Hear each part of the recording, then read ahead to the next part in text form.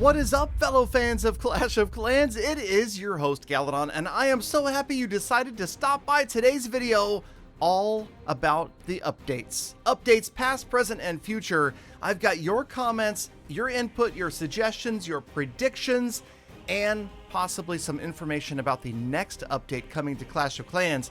But let's get into this today as we remind you that staying subscribed to the channel always helps out, maybe even turning on notifications. Leaving a like on the video is great, and if you really want to go that extra mile, leave a comment for the YouTube algorithm. I don't have to tell you about the creator code because I know that you know that every single content creator out there could use your help, and this is a great way to do it. My favorite code is Galadon, but again, there are many other hardworking content creators out there that deserve your support. Okay, so let's talk about, first things first, I wanted to talk about this last update that just happened a couple of days ago and the mixed response. Now, I will say that, of course, every single time we see an update, there's a mixed response as far as players who are excited, players who are ambivalent, and players who really dislike it and insist that Clash of Clans is dying. So in that regard, the June update was no different. We have all of those opinions being reflected in the comments, some with lots of upvotes, some with not so many,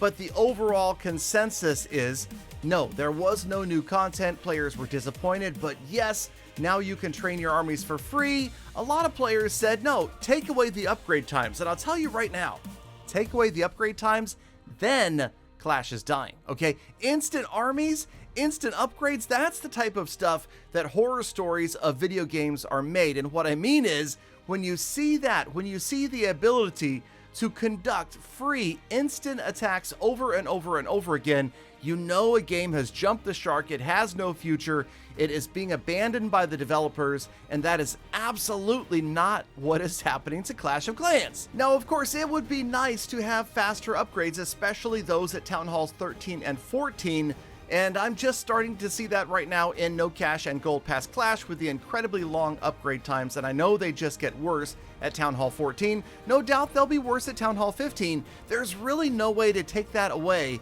and not destroy Clash of Clans as a game. It must stay in some way, shape, or form, and I think that there has to be a good middle ground struck somewhere between the ease of upgrades and that reward, that sense and feeling of accomplishment that you've worked hard and you have gotten to where you are through a lot of gameplay, or a lot of gems, or more commonly, a combination of both, right? Okay, so the game, I think, is doing just fine. We are healthy, we are getting new downloads, we have lots of active players, and we're coming up on the 10th anniversary of Clash of Clans. Get ready.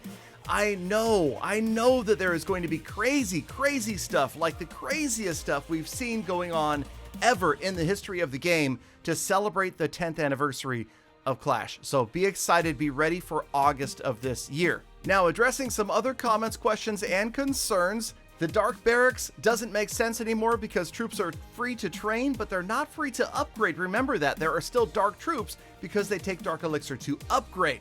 Also, yes, I think Town Hall 15, a scatter shot that shoots all directions at once, suggested by Kyle, sounds amazing. Also, as long as they're weaponizing buildings, why not weaponize the clan castle? Okay, I thought this is a possibility and definitely something that others have talked about in the past. However, you've got to draw the line at, say, weaponizing gold mines, elixir collectors, dark elixir drills. It's taking a good idea and just running way too far with it. And speaking of running with it, how about a town hall that can get up and move, okay? I'm sorry, I can't say that without laughing anyway. Just imagine that. Imagine a town hall with like mechanical legs that got up and ran around the base and tried to evade the attacking force. I think I've ruined a great April 1st video idea for Clash of Clans. Oh, and before I move on, have you guys been watching these attacks? Have you seen Tribe Gaming's Iced Lalo or Frozen Lalo or whatever you want to call it? Have you seen how OP this attack is when it is well executed? These Sui heroes, and just watch these replays if you haven't been paying attention. It is crazy how good they are with this and how crushingly strong this attack is when well executed. Speaking of crushing, a few patriotic players have had their hopes and dreams crushed by the removal of flags in the game. Now, I have to say, I think it makes sense that they took them all out. There was already a backlash from players that didn't have their country represented, and I don't think there's any need to insert politics into a game like Clash of Clans. If you are that patriotic, if you feel that strongly, then go ahead, design your walls, design your base like the shape of your country or your country's flag, and have at it. Otherwise, can we just play our little play game with wizards and heroes? Okay, now, my answer to the next comment I know is going to draw some hate from a certain section of the community of Clash of Clans, and I just have to tell you, I am against the whole idea of donating for experience and players who donate insane numbers of troops to boost their experience, and then you want a reward, like some sort of reward for your experience level. I disagree with this whole thing. It's useless, it's pointless, it's a waste of time. You might as well be stacking rocks or pounding sand. It's just, I'm sorry, that's just the way I feel. Now, in regards to the update ideas that became reality video, I had a lot of people in the comments saying, wait a minute, how about the other way around? Maybe Supercell is watching Galadon's videos and that is influencing updates. I think that's probably less likely, except for maybe the weaponized builder huts idea. I kind of feel like that one's a definite possibility that that is what happened right there.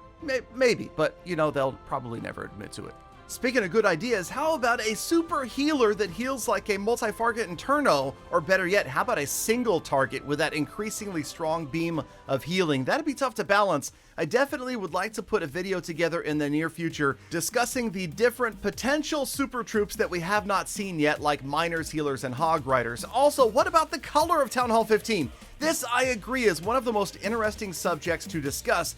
Where are we going from here? Could it be ice themed? Could it be a dark town hall going back to, say, Town Hall 9? Or some sort of neon, bright green, purple town hall would be cool as well, but I don't know. Let me know what you guys think in the comments. Also, yes, I would love to see raid medals for builder potions. I don't know if it's going to happen, but perhaps if the popularity of weekend raids drops, they will have to do something like that to try to keep you guys interested. The rest of the video, pretty much just some interesting, entertaining comments, a little bit of Galasalt in there as well, but keep the comments coming. I would love to put them in a future video. I appreciate you guys that are still excited about Clash, updates, and Galadon gaming videos. So, thank you, true hashtag Galafan, for sticking around all the way to the end of the episode. I appreciate you. So you go appreciate life, make the best of the rest of your day, week, month, and year. Be kind to other people, animals, and the planet. I'll see you back here again tomorrow for more full attacks.